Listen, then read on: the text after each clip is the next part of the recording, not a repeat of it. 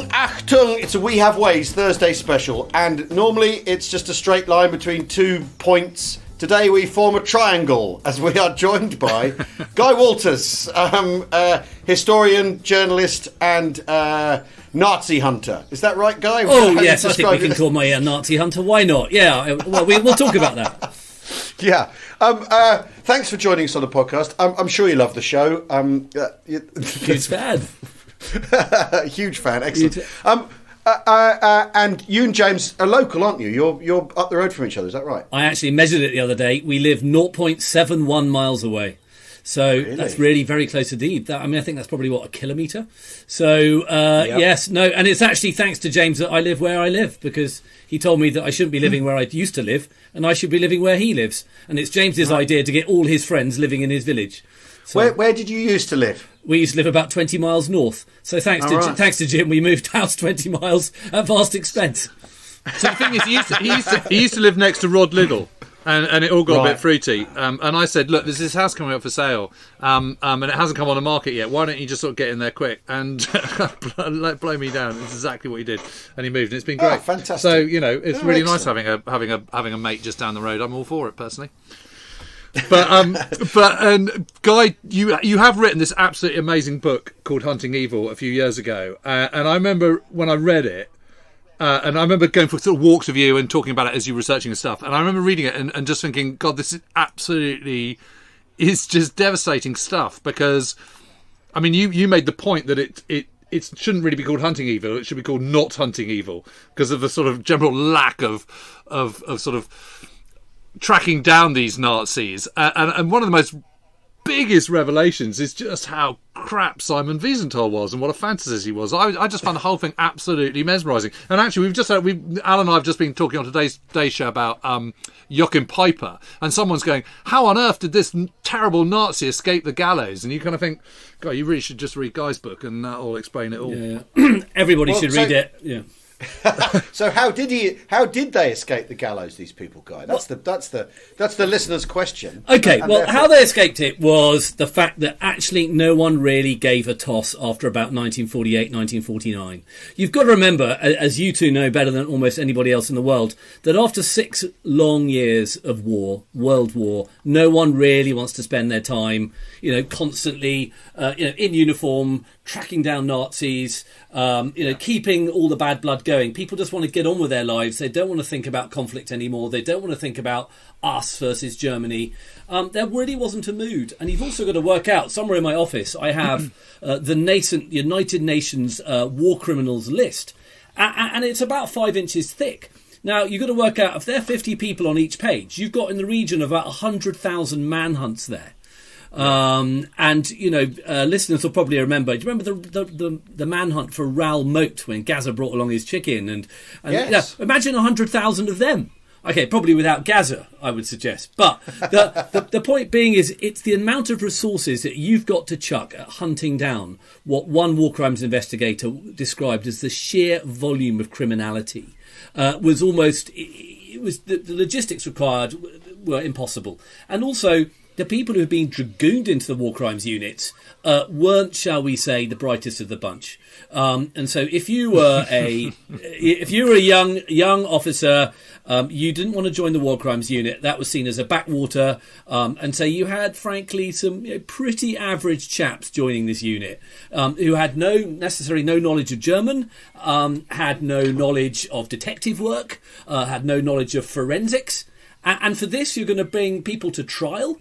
For their lives, with people investigating without any experience. So that's this one elemental problem.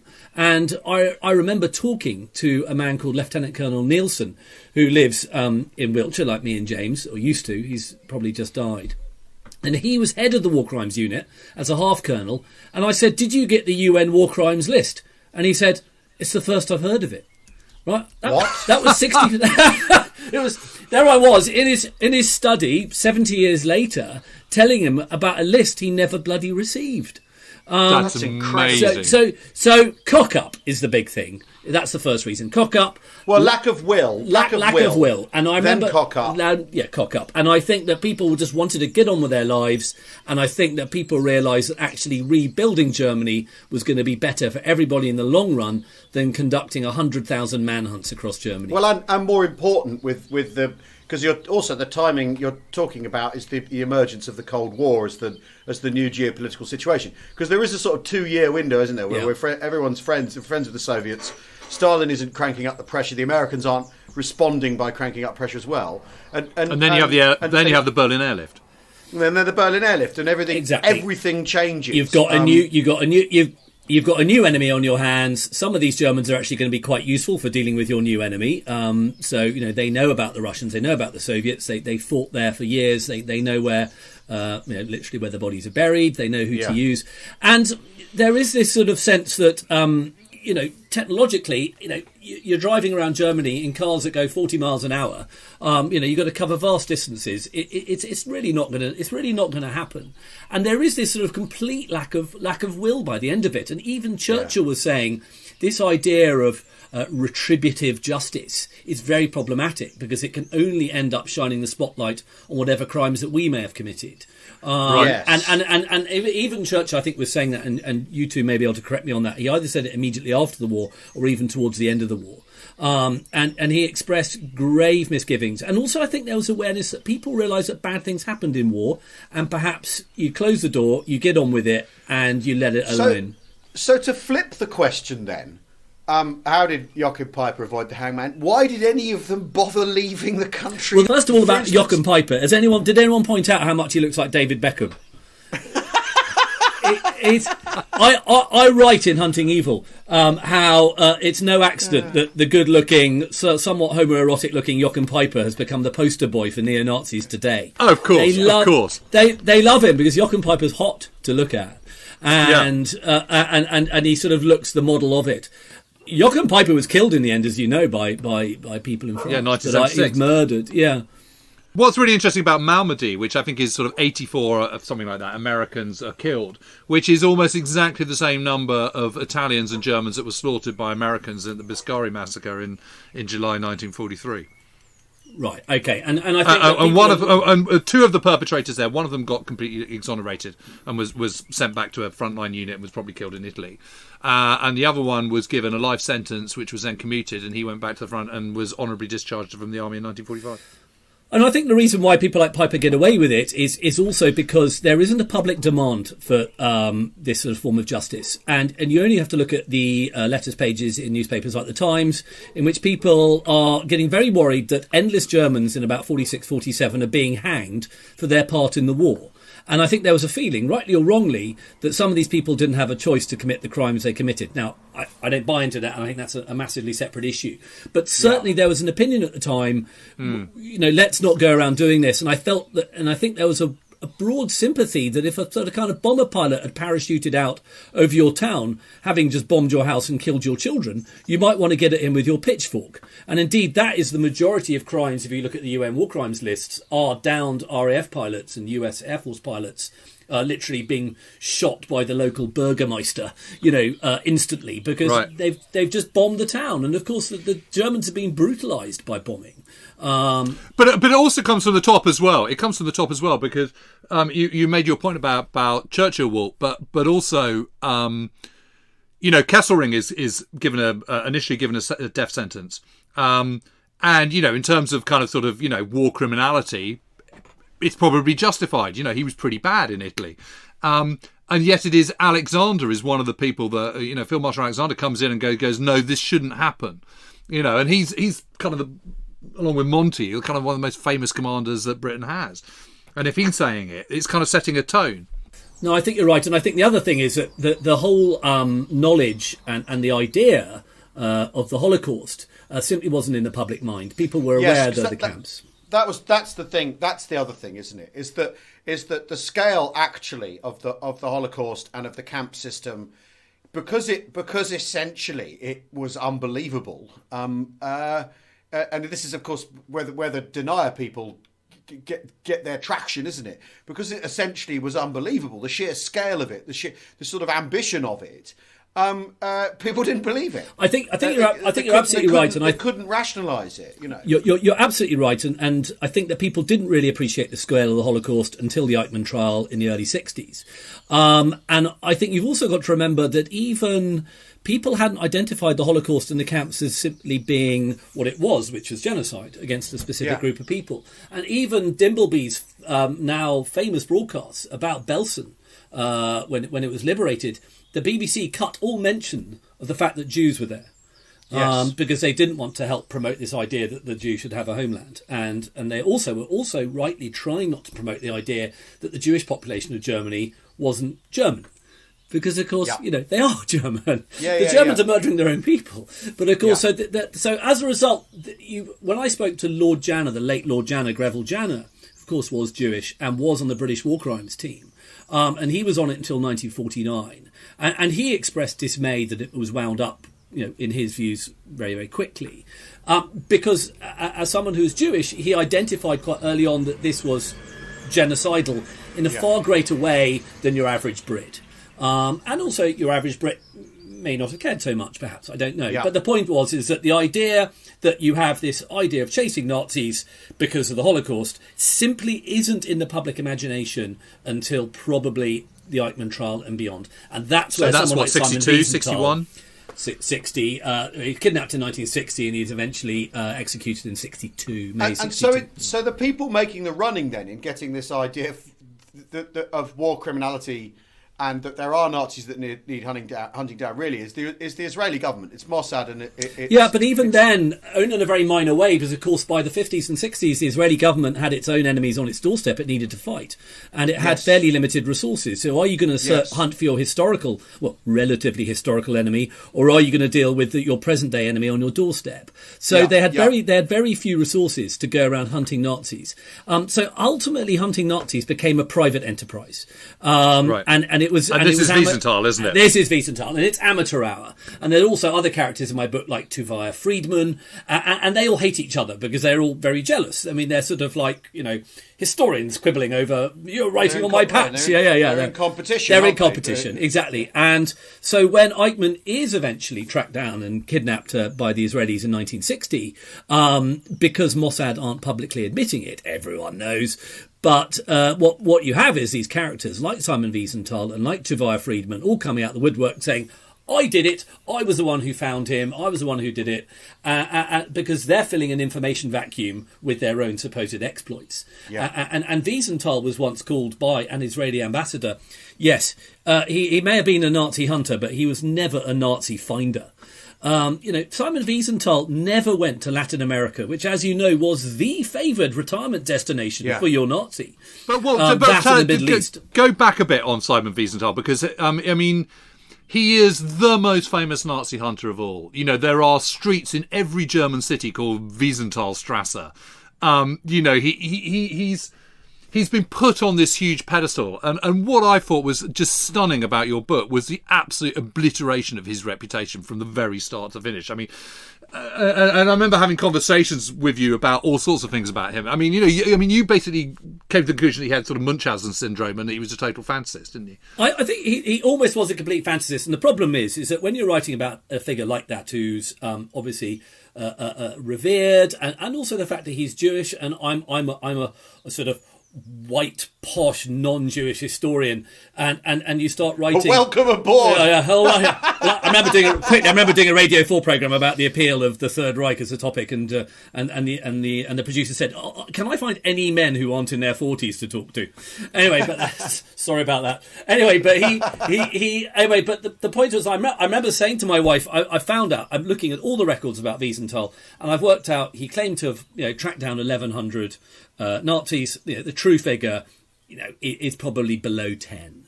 That's a lot more than many people did, clearly. But what he's doing there, he was a self-publicist extraordinaire. Yes, he was employed by Mossad in the way that any intelligence service employs tons of people as sources. They probably didn't even have him on a retainer. And he never went to Latin America. Listen, you could have gone to Buenos Aires in 1954 say.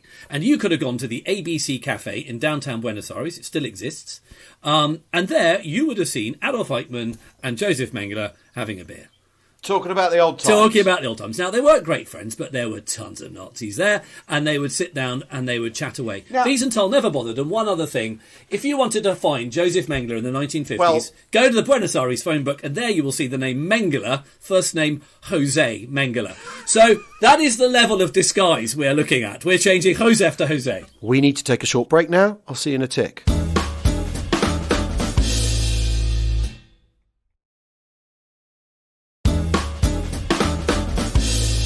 Am I right in thinking that Joseph Mengele applied for a passport in his own name? Yes, a German and he passport got in his it. own name. And he got it, a Yeah. West German passport Yeah. as Joseph Mengele.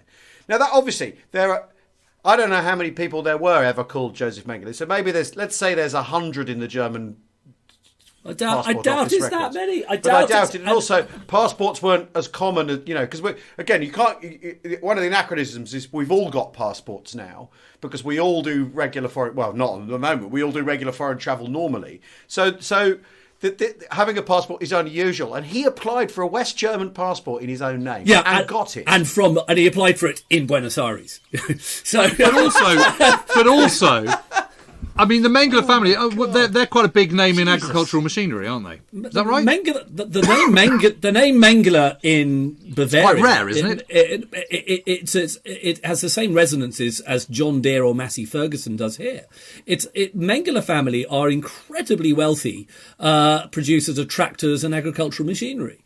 I think they sold out recently, but the fact is, the reason why Mengele was able to get away with it for so long is because his family were incredibly well heeled, and he was able to, he got money, pay people off, exactly, and he was able to stay with people in Paraguay and Brazil, and he was a pretty unpleasant person to have in your house because he was incredibly frustrated. He was a very intelligent man, and he hated living in kind of backwaters of Paraguay. And I've been to where he used to live in Paraguay. I mean, I've never felt so far from home, even though it's landlocked. Paraguay's an island, effectively, and it's full of very, very pretty basic people. And that sounds wrong. There was a lot of German emigration there in about 1900, and it was a very poor agricultural class moved out. And when you go there, there are a lot of very rotund, bald German men walking around who, and you speak in German in the middle of Paraguay. And that was pre-Nazi emigration. And Mengele was a very refined, well-to-do, wealthy, bourgeois, double doctorate, hanging out with basically, some rural types. I don't want to sound too snobby, but let's face it, that was the problem. Right. And you also did your own Nazi hunting, didn't you, Walt? Because you went to you found out you went through the list that was on Wiesenthal's top 10. It struck me that if you're going to write a book about Nazi hunting, why not give it a crack? How hard can it be? And that's a bit of a catchphrase for me and Jim. How hard can it be? Anyway, so I went through the Summer Wiesenthal list of most wanted Nazi war criminals, and one was called Erna Wallisch, who had been a female SS guard in various concentration camps and had took great pleasure in beating people and doing all the other revolting things that they like doing. And of course it said she lived in Vienna. So I went on to the internet and looked at the Vienna White Pages telephone book, and up her name came in Schiffmühlenstrasse, Vienna. So I literally got the BA flight out the following morning to Vienna, and with a local stringer, English-speaking stringer, went and knocked on her door, armed with a great big fat Nikon. And she answered the door in her dressing gown. "Are you Erna Wallisch?" "Yes." "What do you want?" "Why are you in prison?" Justice. Yeah, exactly. Here we go. And but what's extraordinary is, and so she is living there. I mean, she died a few years back, but she was as guilty as sin. Of course, we spoke to the Austrian Home Office about why no attempts were being made to bring her to justice. And I guess the big question is, should we still be bringing an accountant from Auschwitz to trial even today, as we recently have, this bookkeeper guy? Is he complicit in murder? Yes, of course he is. Can you say that during the time he was there, say 1 million people died, is he partially responsible for the deaths of those 1 million people? there are two schools of thought by perfectly reasonable people to say you've got to leave a man like that alone. He's not really pulling triggers. And the other school of thought is saying actually he's part of the machinery that helps the trigger pullers get on with it. Because you could say no. You could say no. You didn't have to be the train driver. There is a fascinating paper that I will email you both one day in which it goes through every trial of SS men who refused to carry out murderous acts. And guess how many of them were executed for refusing orders? It's none, isn't it? It's none, correct.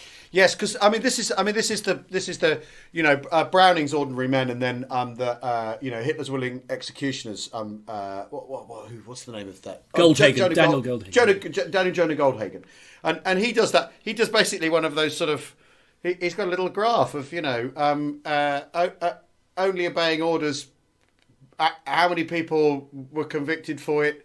How many people got in trouble? Because he looks at those police battalions where they simply said, "I don't fancy this. I'm afraid." They'd be sent back to Berlin to be policemen. Yes, and they wouldn't even be sent to the in the tradition of commando comics and war films. You're off to the Russian front if you don't obey the orders. Back to your old job. Never bloody happened. Never bloody. Fair enough. You're not cut out for it. Go back to your old job. Yeah. And that's the thing I think that is often really hard to get your head around. I mean, it's hard to get. I mean, the truth is, it's hard to get your head around all of this.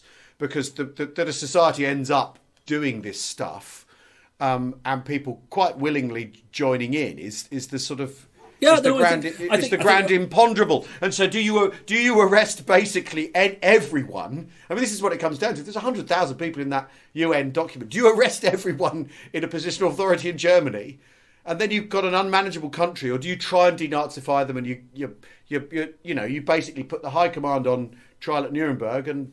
Exactly.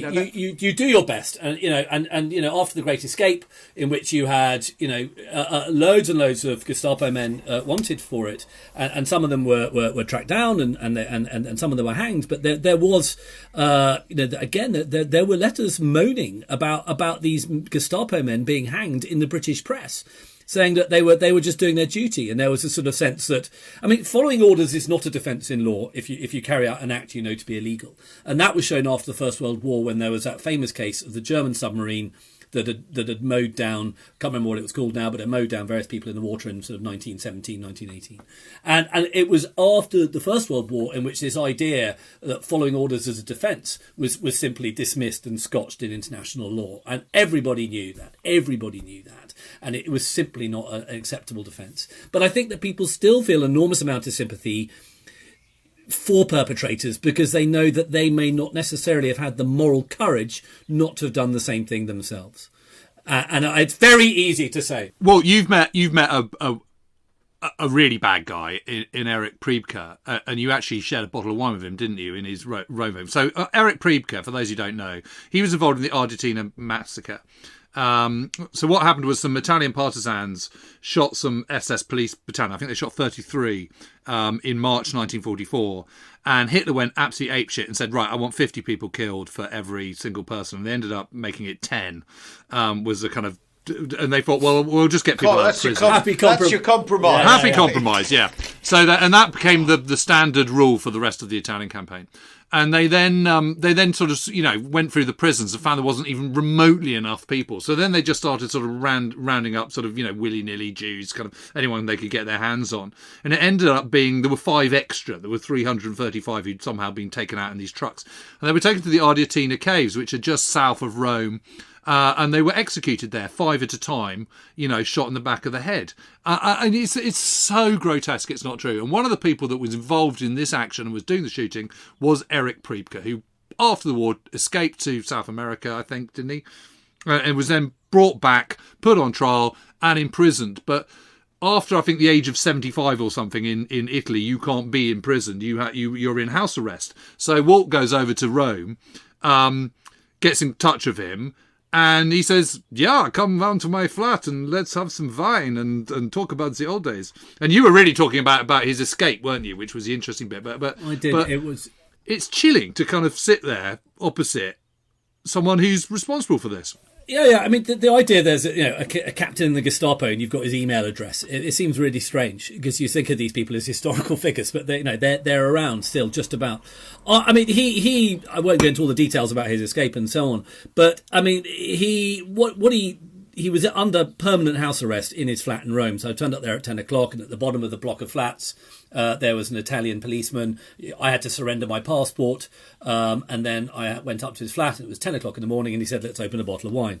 And you think, you have that sort of kind of slight moral qualm. Am I really going to share a bottle of wine? My problem wasn't how early in the morning it was for a bottle of wine. My problem is, am I going to share a bottle of wine with a Gestapo murderer? And you think, well, journalism must prevail. Historical inquiry must prevail. I need to get, I want to be on the right side of this guy. Priebke was a perfectly charming, on one level, perfectly decent man. And of course, in their heads, people like that are. He had been a hotelier, a linguist. He had worked at the Savoy before the war. In 1936, he remembers living in Britain in 1936, the abdication crisis. He spoke faultless languages, a very bright, very amiable, perfectly nice chap. The perfect figure of a nice grandpa, if you like. And yet he had committed, the atrocity taken part in the atrocity that Jim has just described. And if you look at the files, what's really chilling about the Arditine massacre is how one of the young Gestapo officers doesn't want to commit the murders. And the senior the Gestapo man, was that Kapler, Jim? It might have been Kapler, goes along and says, I put my arm round his shoulder and spoke to him in a fatherly way to encourage him to get on with it. And it's this idea that you take someone like the same age as your son to then shoot a 16-year-old who's been dragged out of prison because he had once stolen a bottle of milk, which is what the level of criminality some of these victims were, i.e. none. And you talk to your comrade in a fatherly way, and you get him to shoot. Well, together we went in and shot a couple in the head together, and then we all felt so much better, right? And then of course, what people like that do is there's a American academic called Robert J. Lifton who says there's a process called doubling. So psychologically, you just shut that off, and you say that happened to a different person, and then after the war, it just goes into a different place in your brain, and you never access it again. And so for someone like Priebke, he just felt, that's what we did. I did it. The British used to do it in India and Africa. Too bad. And I'm not guilty. And of course, other members of the Arditine massacre, some of them were put on trial. They weren't executed. They did prison sentences, and they lived as free men for the rest of their lives. Someone like Priebke spent a lot of his time on the run. Actually, what he could have done was handed himself in 1949, and he'd have been absolutely fine. Gosh, I mean, because this is one of the things that are these SS men fleeing because they know they've done something wrong and you know what I mean? Yeah. They're aware of their criminality. Yes. Or are they fleeing because they think, well, we've lost the war and we're going to be on the receiving end of victors' justice, which of course is how you can also look at what the Allies decide and I to think do. that's It's exactly both, right. isn't it? It's both. It's both. I mean, Priebke it has to be both. Yeah, it has to be both. Priebke called his memoir "They Victors," the way of the victors, and he felt that he was on the receiving end of rough victors' justice, but also, of course, he was aware of the fact that if you shoot a 16-year-old boy in the back of the head for stealing milk, then you're guilty of something. I mean, they had a moral compass, and SS officers were broadly drawn from a pretty bourgeois background. It's not like your average sort of kind of Ukrainian peasant who's dragooned into a Ukrainian battalion that ends up... Well, who they relied on to do this stuff do some for really them. nasty work. And even then, it's probably grotesque of me to say that even someone like that wouldn't have a moral compass. But you may take my point. So I think, yes, they were escaping because they felt that, and also some of them had actually evacuated some money to Latin America, because you've got to remember that in Latin America you had a vast German population from about 1900 onwards. So, there was a very solid, what was called an Auslands organisation, a foreign organisation of the Nazi Party throughout the 30s. So, you've got friends there, and you might as well go and live there. And if you've ever been to Patagonia and towns like Bariloche, where they all ended up, it feels very German and Austrian. Yes. And it's a home from home. When I was a youngster, we lived in Venezuela for 3 months, very brief. Not because we were fleeing victors' justice, but and I remember we got taken up to it was a German village you could go and visit, which was all bratwurst and lederhosen. It was quite extraordinary.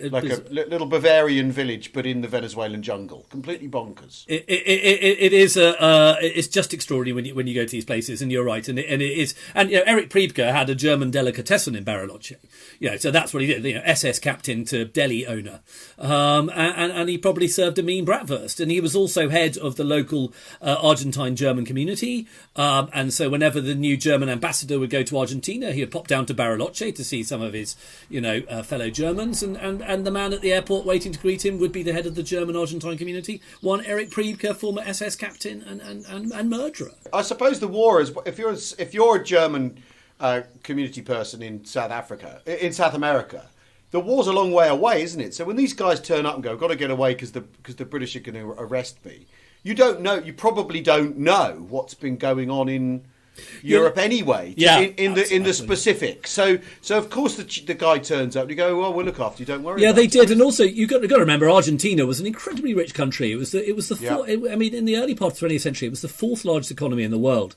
So it was as rich as Britain is today. And also the reason why we weren't really worrying about them sheltering Nazis is because we had these old Lancaster bombers we were trying to get rid of. So we sold the Argentine Air Force shed loads of Lancs,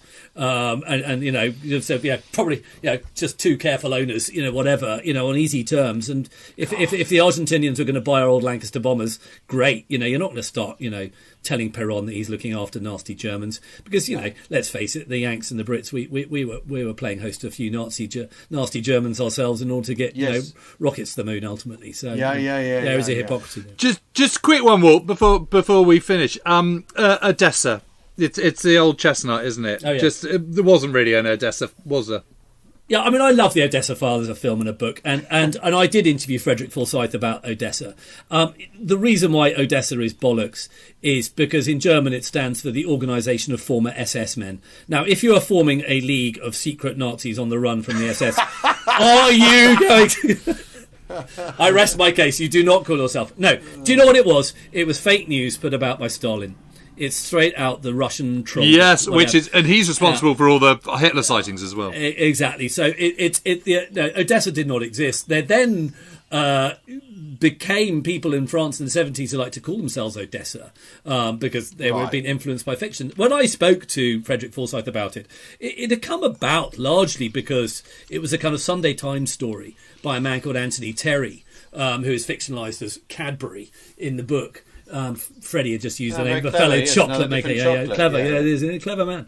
And but the Odessa story was actually largely cooked up by our old friend Simon Wiesenthal, who was helping to sort of create these sort of monstrous fake organisations that would give him something to hunt.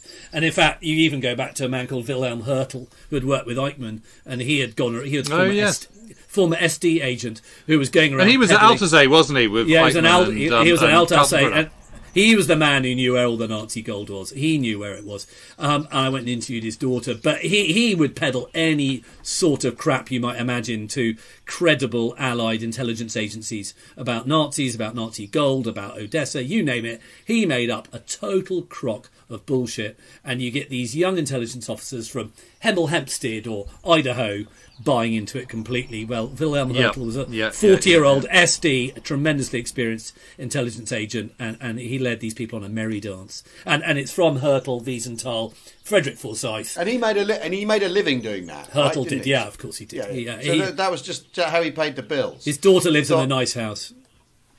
God, amazing. Well, listen, everyone should read this book. It's absolutely fantastic. It's totally compelling and gripping from start to finish. It's just, we have absolutely scraped the tip of the iceberg here. There's so much stuff, and the thing you're left with at the end of this book is just what an absolute shit show the whole thing was. It's absolutely incredible. There's so many incredible characters and stories in it, but it is fascinating stuff. Fantastic. Thanks very much, Guy. Cheers, gents. Thank you for having me. Auf Wiedersehen.